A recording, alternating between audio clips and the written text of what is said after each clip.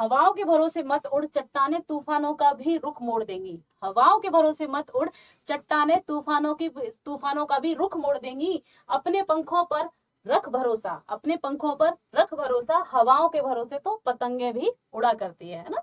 तो इसी प्यारे से मोटिवेशन के साथ गाइस हम क्लास को शुरू करते हैं। सभी को वेलकम है, सभी को गुड इवनिंग है, सभी का बहुत बहुत स्वागत है, अभिनंदन है। जल्दी जल्दी क्लास में आ जाओ, क्लास को जल्दी जल्दी से शेयर कर दो, लाइक कर दो, एंड जो भी नए आए हैं सब्सक्राइब को क्या करेंगे, प्लेटफॉर्म को सब्सक्राइब कर लेंगे। ठीक है, ये छोटा छोटा काम आपका रहता है। तो गाइस हमारा बहुत ही प्यारा सा आज का मोटिवेशन था कि क्या है भाई, हवाओं के भरोसे तो पतंगे भी उड़ा करती हैं। तो भाई किसी के भरोसे मत रहो, किसी पे डिपेंड मत रहो। हमेशा लाइफ में एक भावना रखो, एक फीलिंग रखो कि हाँ हमें जो करना है अपने दम पर करना है। ठीक है, जो करना है अपने दम पर करना है। गाइस ये मेरी फीलिंग हमेशा से रही है कि मेरी जब भी कभी मेरा पार्टनर हो, मेरी शादी हो, मुझे उससे 10 रुपए भी इसलिए ना मांगने पड़े कि हाँ मुझे जरूरत है। वैसे ठीक है, पार्टनर हेल्प सबके करते हैं, सब एक दूसरे में फैमिली में चलता है, लेकिन मुझे ये ना सोचना पड़े कि मुझे एक साड़ी लेनी है तो हस्बैंड के आगे हाथ फैलाने पड़ेंगे। ठीक है, तो भावना ऐसी रखो कि दूसरों के भरोसे नहीं, अपने भरोसे। तो करते रहो स्ट्रगल, लगे रहो, इसी तरीके से तैयारी करते रहो। गाइस ये हमारी क्लास होती है 10 PM, ध्यान रखना ये डेली होती है हमारी क्लास 10 PM 10 बजे रोज शाम को होती है।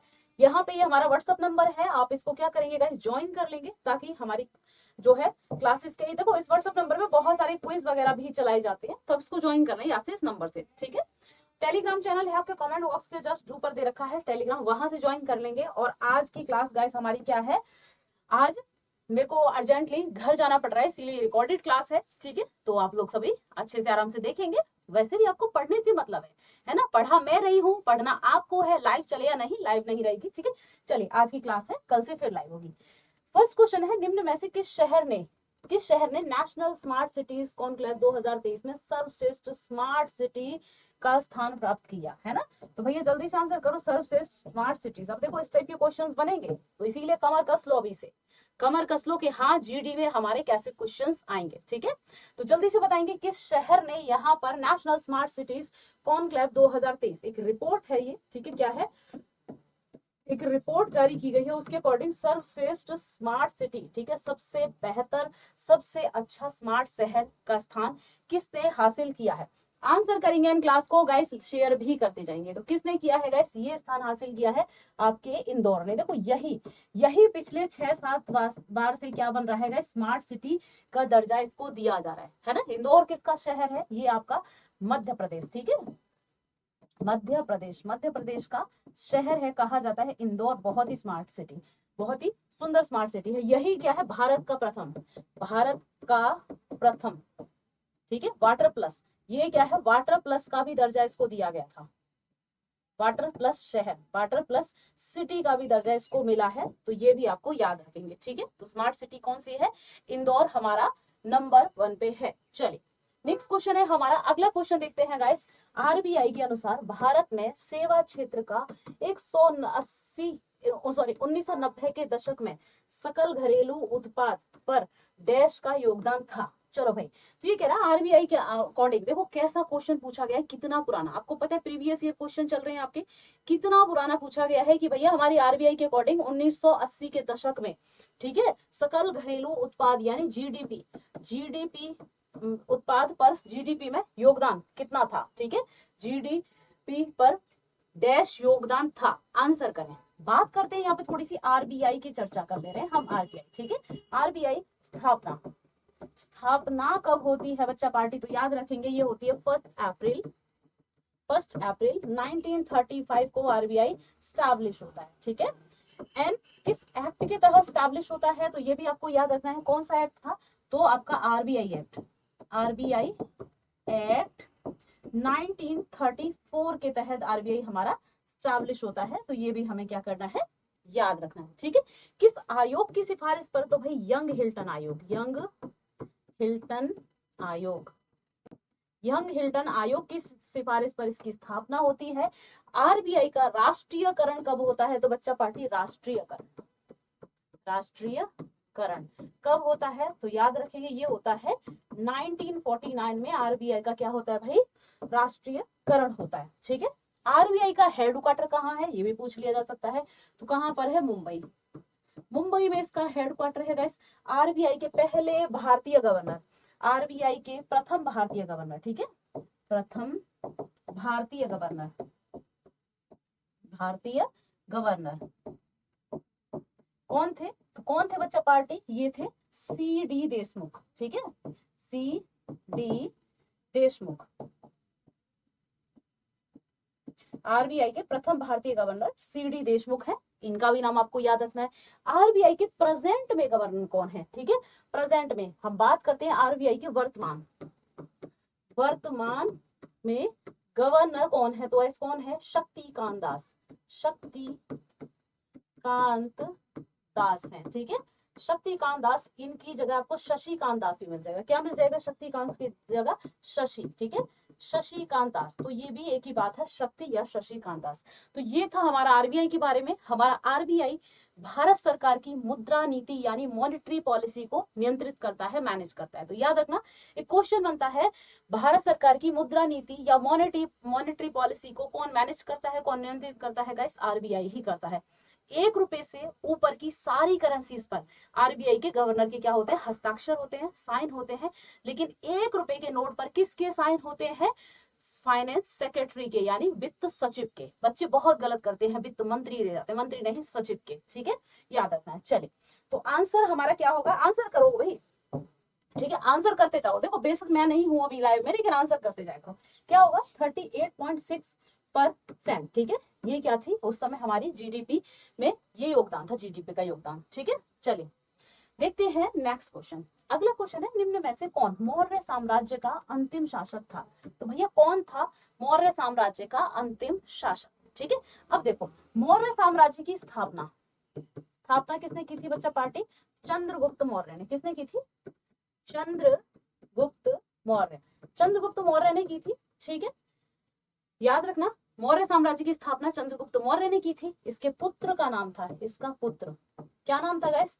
बिंदुसार, है ना, बिंदुसार। बिंदुसार के पुत्र का नाम क्या था? दी ग्रेट अशोका, अशोक, है ना, अशोक। इसके पुत्र का नाम था अशोक। तो ये आपको याद रखना है, थोड़ा सा मौर्य वंश के शासक थे ये, ठीक है। अब याद रखना है, देखो चंद्रगुप्त मौर्य के बारे में एक विशेषता याद रखना। अपने जीवन के अंतिम दिनों में, अंतिम दिनों में इन्होंने क्या किया गाइस? जैन धर्म को अपना लिया। किसको? जैन धर्म को स्वीकार कर लिया इन्होंने, ठीक है, ये भी आपको याद रखना है। ये कहाँ चले गए? ये चले गए गाइस कर्नाटक में इन्होंने जाकर वहां पर श्रवण बेलगोला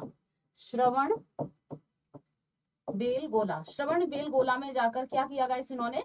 वहां पर एक विधि होती थी, जैन धर्म में एक विधि है जिसके द्वारा भूख प्यास से एक तपस्वी की तरह बैठकर समाधि लेकर अपने प्राण त्याग दिए जाते थे। कौन सी विधि थी वो? तो याद रखना, संलेखना विधि। किस विधि से इन्होंने अपने प्राण त्यागे? संलेखना विधि के द्वारा इन्होंने श्रवण बेलगोला में अपने प्राणों को क्या कर दिया? त्याग दिया। तो पूछा जाता है, कौन सा मौर्य शासक था जिसने अपने अंतिम दिनों में जैन धर्म अपनाकर अपने प्राण दक्षिण भारत में यानी कर्नाटक में त्याग दिए? चंद्रगुप्त मौर्य है, ठीक है। अब यहाँ पे एक चीज ध्यान रखिएगा, इस चंद्रगुप्त मौर्य क्योंकि दक्षिण भारत गए थे, दक्षिण भारत में जैन धर्म की कौन सी शाखा थी?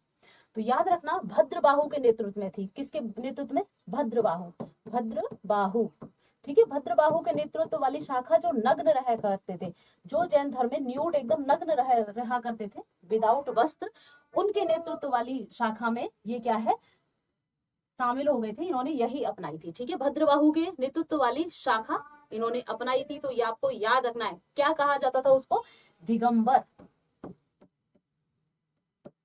ठीक है, दिगंबर कहा जाता था भद्रबाहु के नेतृत्व वाले जो है संप्रदाय को। मैंने आपको बताया था ना, 2 पार्ट में डिवाइड होता है जैन धर्म, एक श्वेतांबर, एक दिगंबर, ठीक है। श्वेतांबर श्वेत वस्त्र पहना करते थे स्थूल भद्र के नेतृत्व में, दिगंबर भद्रबाहु के नेतृत्व में नग्न रहा करते थे, ठीक है। लिख लो, श्वेतांबर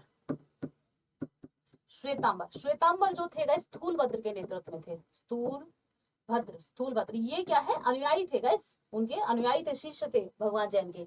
इनके नेतृत्व में ये क्या है? श्वेत वस्त्र पहना करते थे, वस्त्र धारण किया करते थे, ठीक है। तो ये जैन धर्म का भी हमने यहाँ पे थोड़ा सा डिस्कस कर लिया। तो आंसर हमारा क्या होगा? पूछ रहा है मौर्य साम्राज्य का अंतिम शासक कौन था? तो कौन था गाइस? बृहद्रथ, ठीक है, कौन था? बृहद्रथ अंतिम शासक था। ऑप्शन हमारा डी होगा। चलिए नेक्स्ट क्वेश्चन है मोहिनीअट्टम। मोहिनीअट्टम एक एकल शास्त्रीय नृत्य शैली है जो निम्न में से किस राज्य से संबंधित है? अब देखो, मैंने आपको बताया था क्लासिकल डांस, घोल लो, पी जाओ, खा लो, चटनी पीस के चटनी की तरह चाट लो, कुछ भी कर लो, लेकिन यहाँ फिट करो क्लासिकल डांस। एक पॉलिटिक्स से बड़े क्वेश्चन बन रहे हैं, जैसे हमारे जो भी चुनाव उनाव हो रहे हैं वहां से खूब क्वेश्चन बन रहे हैं, हर शिफ्ट में 1 से 2 क्वेश्चन आता है, ठीक है। क्लासिकल डांस से क्वेश्चन फिक्स है, फिक्स है, चाहे कुछ भी हो जाए फिक्स है। मौर्य साम्राज्य से भी क्वेश्चन ज्यादातर सेट्स में अभी तक मैं जितने करा चुकी हूँ सब में कराया जा रहा है, ठीक है। तो कुछ पोर्शन है जो कर लो, ध्यान दो। शास्त्रीय नृत्य कितने हैं भारत में? अब 9 प्रकार के शास्त्रीय नृत्य हो गए हैं, ठीक है। 9वां शास्त्रीय नृत्य देखो, उत्तर प्रदेश में है कथक, ठीक है। कर्नाटक में कोई शास्त्रीय नृत्य नहीं है, बिहार में कोई शास्त्रीय नृत्य, केरल में 2 है। एक है मोहिनी अट्टम, यानी आंसर होगा हमारा ए। दूसरा है हमारा कथकली, कथकली, ठीक है। चलिए अब बात करते हैं गाइस, हमारा एक है सत्रिया। सत्रिया कहाँ का हमारा क्लासिकल डांस है गाइस? असम का क्लासिकल डांस है। एक है कुचिपुड़ी कहाँ का क्लासिकल डांस है? ये है आंध्रा का, ठीक है, आंध्र प्रदेश का, ठीक है, ये भी याद रखना है। एक क्लासिकल डांस है हमारा तमिलनाडु का, क्या नाम है? मोहिनी अट्टम, नहीं भरतनाट्यम, सॉरी भरतनाट्यम किसका है गाइस? ये है तमिलनाडु का क्लासिकल डांस है। ओडिशा का है ओडिसी, मणिपुर का है मणिपुरी, ठीक है। और एक और है, अभी 3 राज्यों का, एक झारखंड। देखो जो मैंने 9वां बताया ना, मैं यहाँ लिख रही हूँ, जो 9वां क्लासिकल डांस है ये 3 राज्यों का है मिलकर, 3 राज्यों में होता है, झारखंड, ठीक है, पश्चिम बंगाल और ओडिशा। 3 राज्यों का है। क्या नाम है इस नृत्य का? कौन बताएगा? मैंने कल भी कराया था, ये आपको होमवर्क दे रहे हैं, इस नृत्य का नाम क्या है? 3 राज्यों में होता है, आपका होमवर्क है, आराम से करना, अभी कर दो, चाहे मेरी क्लास के नीचे कमेंट बॉक्स में कर देना, मैं आराम से देख लूंगी, ठीक है। ये आपको दे रहे हैं। तो 9 प्रकार के क्लासिकल डांस है, तो भाई किस राज्य का है? मोहिनी अट्टम, केरल का, ऑप्शन ए। नेक्स्ट क्वेश्चन है, 2011 की जनगणना के अनुसार केंद्र शासित प्रदेश का लिंगानुपात सबसे अधिक है। तो पूछा जा रहा है किस केंद्र शासित प्रदेश का जो सेक्स रेशियो है, लिंगानुपात है, सबसे अधिक है, ठीक है, 2011 की सेंसस के अकॉर्डिंग। चलिए तो गाइस बात करते हैं किसका सबसे अधिक है। यहाँ पे यूनियन टेरिटरीज दे रखी है कुछ हमारी, आंसर करो, ठीक है। क्लास को लाइक एंड शेयर भी करते जाओ, क्लास को जिसने भी लाइक नहीं किया लाइक करेंगे, क्लास को शेयर करेंगे ज्यादा से ज्यादा, ठीक है। विद्याधन बांटने से बढ़ता है, शेयर किया करो। तो भाई किसका है? पुडुचेरी, ठीक है। इसमें से क्या पूछ रहा है? सबसे अधिक इनमें से, ठीक है, लिंगानुपात किसका है गाइस? ये है हमारा पांडिचेरी का, ठीक है, तो इसे याद रखेंगे। राज्यों में हम बात करें सबसे अधिक लिंगानुपात किसका है गाइस? सभी को पता है केरल का सबसे अधिक लिंगानुपात है, और सबसे कम लिंगानुपात किसका है? हरियाणा, ठीक है, हरियाणा का लिंगानुपात है सबसे कम, ठीक है, सबसे अधिक। तो ये भी आपको थोड़ा सा याद रखना है। चलिए चलते हैं हम आगे, देखते हैं हमारा नेक्स्ट क्वेश्चन,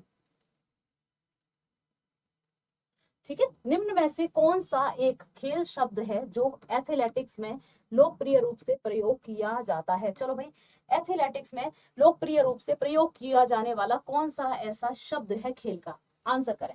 तो कौन सा शब्द है? याद रखना, ये है हमारा फोटो फिनिश जो है हमारा लोकप्रिय रूप से यूज किया जाता है। चलिए अगला क्वेश्चन है, डैश को भारत में गुजराती नव वर्ष के रूप में मनाया जाता है। चलो भैया, गुजराती नव वर्ष के रूप में इनमें से किसको मनाया जाता है? बेस्तु, वरस, विशु, लोसर, लोसुंग, ठीक है। देखो गाइस, मैंने लोसर और लोसुंग के बारे में तो आपको बताया था, ठीक है। ये उत्सव कहाँ मनाया था? हमारे पहाड़ी क्षेत्रों में, पहाड़ी जो रीजन्स हैं, है ना, वहां पर लोसर, लोसुंग, लोसार, ठीक है, लोसार, ठीक है, इस टाइप के। जैसे तिब्बत में मनाया जाता है, चिरकुट चाइना में मनाया जाता है ये उत्सव, ठीक है। म्यांमार में मनाया जाता है, भारत, ठीक है, नेपाल, ऐसे ये मनाए जाते हैं, भूटान वगैरह में ये लोसर, लोसार, लोत्सु, ठीक है। तो ये भारत के उत्तराखंड हो गया, सिक्किम हो गया, अरुणाचल प्रदेश हो गया, इन क्षेत्रों में मनाए जाते हैं, ठीक है।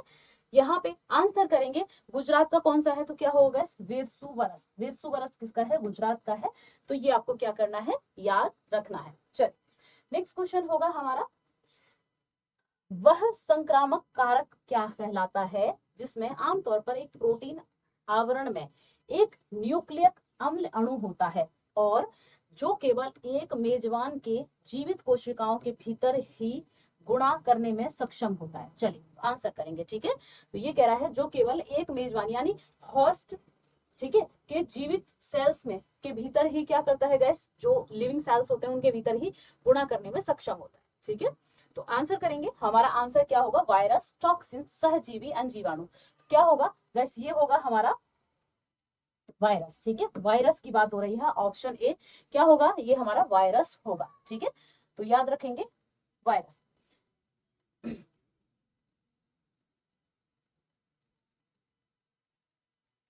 ठीक है। अब देखो ये क्वेश्चन में एक चीज समझा दो इसको, इस क्वेश्चन में ये क्या क्या रहा है। वायरस का मैंने आपको कॉन्सेप्ट बताया था एक, इसको क्वेश्चन को छोड़ दो। वायरस जो होता है ना हमेशा डेड फॉर्म में होता है, ठीक है। वायरस आपने देखा होगा किसी वायरस जैसे पोलियो वायरस की जो वैक्सीन लगाई जाती है गाइस, वो डेड फॉर्म में होता है, वो वैक्सीन के अंदर डाला जाता है, हमारी बॉडी में जैसे इंजेक्ट किया जाता है ना, उसको लिविंग फॉर्म में वो आ जाता है, एक्टिव हो जाता है, ठीक है। और वो क्या करता है, पोलियो का जो है एक एंटीबायोटिक का काम करता है, ठीक है। तो वायरस को सालों साल, हजारों साल हम क्या है उसको डेड फॉर्म में रख सकते हैं, ठीक है। जब हम चाहें उसको क्या करेंगे, लिविंग फॉर्म में भी ला सकते हैं। तो वायरस, वायरस के बारे में सुना है ना, जीवित और मृत्यु के बीच की कड़ी है, मतलब जीवन और मृत्यु के बीच में लटका हुआ है वायरस, ना तो वो जीवित है ना वो मृत्य है, ठीक है। मृत्य अवस्था में भी पहुंच जाता है, और उसको अगर हम लिविंग सेल्स के साथ डाल दें, जीवित कोशिकाओं के साथ डाल दें तो जीवित भी हो जाता है, ठीक है। वायरस का काम यही होता है। चलिए, स्वामी दयानंद सरस्वती ने डैश की स्थापना की। यह एक ऐसा संगठन है जिसने हिंदू धर्म में सुधार का प्रयास किया। चलो भैया, किसकी स्थापना की, स्वामी दयानंद सरस्वती ने। आंसर करेंगे, इनका एक नारा भी था गैस, वेदों की ओर लौटो, है ना। सरस्वती जी का एक नारा था, वेदों की ओर लौटो।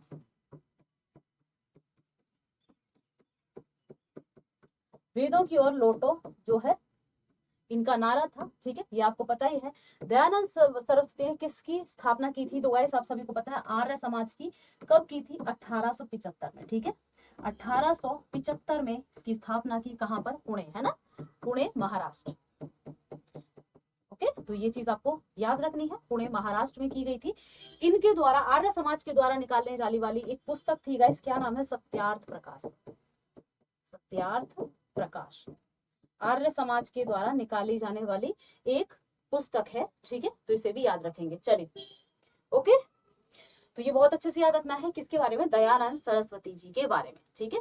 स्वामी दयानंद सरस्वती, वेदों की ओर लौटो इनका नारा था, सत्यार्थ प्रकाश निकाली जाती थी, 1875 में स्टैब्लिश किया इन्होंने, आर्य समाज की स्थापना की, ठीक। चलिए, नेक्स्ट क्वेश्चन है, निम्न में से किस व्यक्ति ने नई दिल्ली में भारतीय भाषा उत्सव और प्रौद्योगिकी और भारतीय भाषा शिखर सम्मेलन का शुभारंभ किया।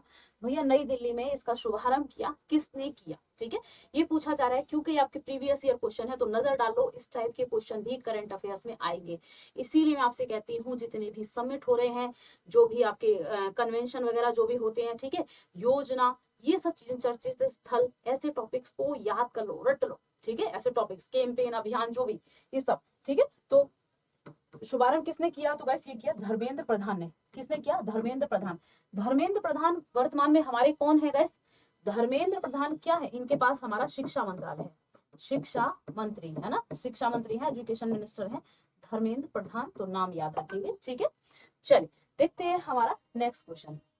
गाइस ये आपकी क्लासेस चल रही हैं आपके प्लेटफॉर्म पे, जीडी स्पेशल सुबह 11 बजे अपलोड होती है, ठीक है। ये आपकी अपलोड होती है शाम को 3 बजे, ये 11 बजे, और शाम को 5 बजे अपलोड होती है, ठीक है। तो ये तीनों क्लासेस आप कर लेंगे, चल रही है आपके प्लेटफॉर्म पे। नेक्स्ट क्वेश्चन है हमारा अगला क्वेश्चन। अगले क्वेश्चन को देखते हैं गाइस, इथेनॉल का रासायनिक सूत्र क्या है। तो भाई इथेनॉल का रासायनिक सूत्र पूछा जा रहा है, क्या है, ठीक है। आंसर करें, क्लास को लाइक एंड शेयर करते जाए। तो क्या है गाइस, CH3CH2OH इथेनॉल का रासायनिक सूत्र है, ठीक है। क्या होगा, हमारा ऑप्शन सी होगा। चलिए चलते हैं आगे। नेक्स्ट क्वेश्चन है हमारा भारतीय, रतीय का क्या आती है, भारतीय, ठीक है।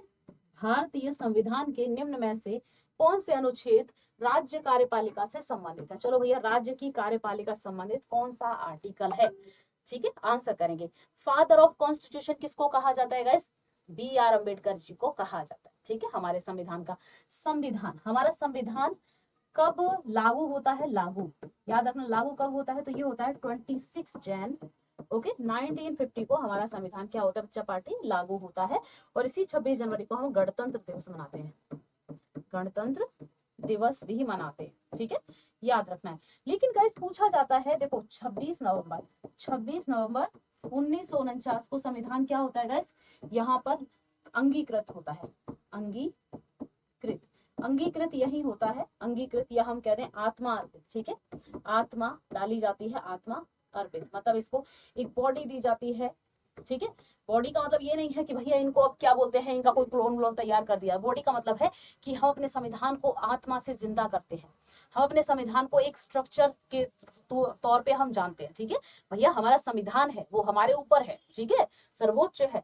अंगीकृत किया जाता है, आत्मा अर्पित किया जाता है, अधिनियमित किया जाता है, कब, हमारा 26 में, है ना, नवंबर 49 को। चलिए आंसर क्या होगा, आर्टिकल 153 टू 167 हमारा राज्य कार्यपालिका से संबंधित है, 153 से 167 आर्टिकल, ठीक है। चलिए कौन सा जल मार्ग अटलांटिक महासागर को प्रशांत महासागर से जोड़ता है, भैया कौन सा ऐसा वाटरवे है जो अटलांटिक ओशन को पैसिफिक ओशन से क्या करता है, कनेक्ट करता है। चलिए, है ना, जैसे आपको क्या करता है, फोन, आपकी गर्लफ्रेंड के हाथ में एक फोन होगा, या जो भी आपके बॉयफ्रेंड के हाथ में, दूसरी साइड भी आपके पार्टनर के हाथ में फोन होगा, वो क्या करता है, आप लोग को फोन से कनेक्ट करता है, ठीक है। वैसे ये कनेक्ट कर रहा है, एग्जाम्पल अच्छा था। चलिए तो भैया कौन सा है, तो ये है आपका, किसको, अटलांटिक महासागर को प्रशांत महासागर से जोड़ने वाला।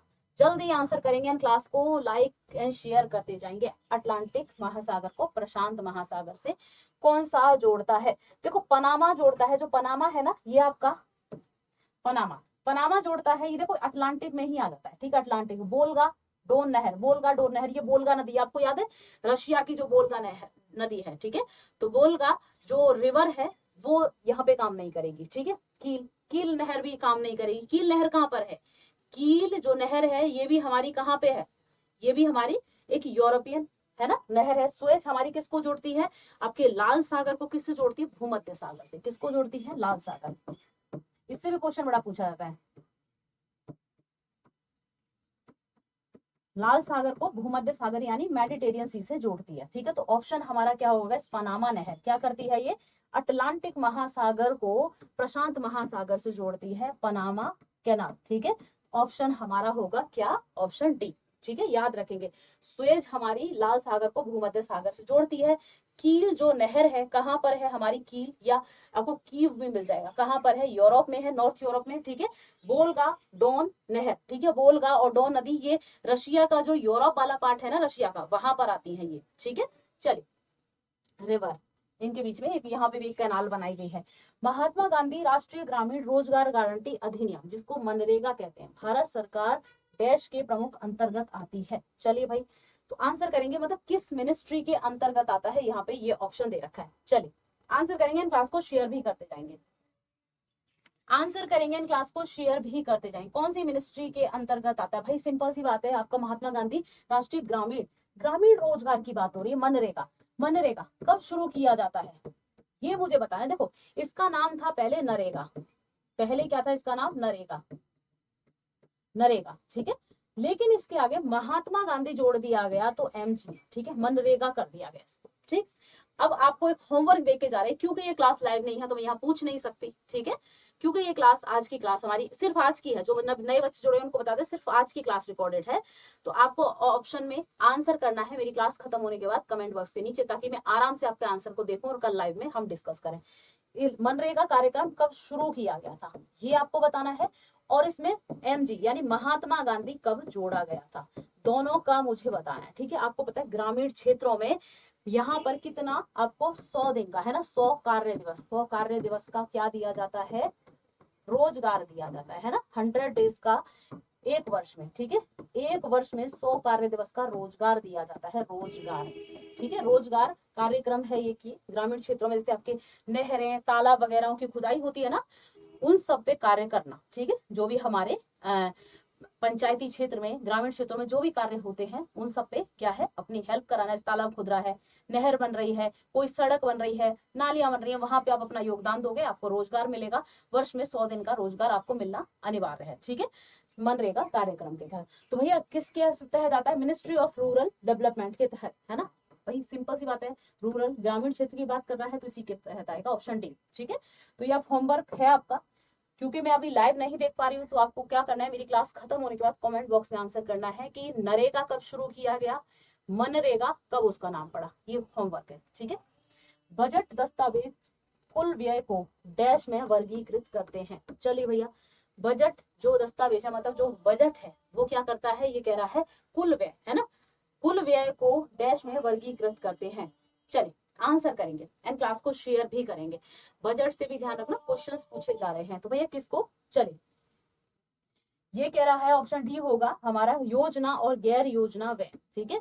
ये कह रहा है बजट दस्तावेज कुल व्यय को योजना और गैर योजना व्यय में क्या करते हैं गाइस, वर्गीकृत यानी डिवाइड करते हैं। सिंपल सी बात है गाइस, कितना बजट का पार्ट योजनाओं पे इन्वेस्ट होगा, कितना बजट का पार्ट हमारा गैर योजनाओं पे इन्वेस्ट होगा, सिंपल सी बात है। ऑप्शन होगा हमारा डी। चलो ओके, नेक्स्ट क्वेश्चन हम देखते हैं। अच्छा, हमारी क्लास का हो गया and, thank you so much, है ना। क्लास को ज्यादा से ज्यादा शेयर करेंगे, लाइक करेंगे एंड चैनल को सब्सक्राइब कर लेंगे। आपके कमेंट बॉक्स के जस्ट ऊपर ज्वाइन करने का ऑप्शन है टेलीग्राम, तो आप वहां से ज्वाइन भी कर सकते हैं। पीडीएफ आपको मिल जाएगा टेलीग्राम पर। आई होप क्लास अच्छी लगी होगी, अच्छी लगी हो तो ज्यादा से ज्यादा शेयर करना। आज ये क्लास आपकी ऑफलाइन इसलिए थी बच्चे, मैं यहाँ पे हूँ नहीं, है ना, कल से फिर लाइव चलेगी। तो आज आपको तो खाली ये है कि मैं आपके सामने पढ़ा रही हूँ, बस पढ़ने से आप मतलब रखो, है ना। कभी कभी ऐसा होता है, हमारी लाइफ में भी प्रॉब्लम्स होती है, तो टीचर लाइव नहीं आ पाते। लेकिन देखो, मैंने क्लास ऑफ नहीं की आपकी, है ना, ये तो है, क्लास ऑफ नहीं की, आप ये शिकायत नहीं कर सकते मैम क्लास ऑफ थी। ओके, तो क्लास को शेयर करते जाएंगे, लाइक करेंगे, जो मैंने होमवर्क पूछे हैं कमेंट बॉक्स में नीचे आंसर करना है, ठीक है। ओके, अपना ध्यान रखें, ख्याल रखेंगे, bye bye, tata, take care, Jai Hind, जय भारत।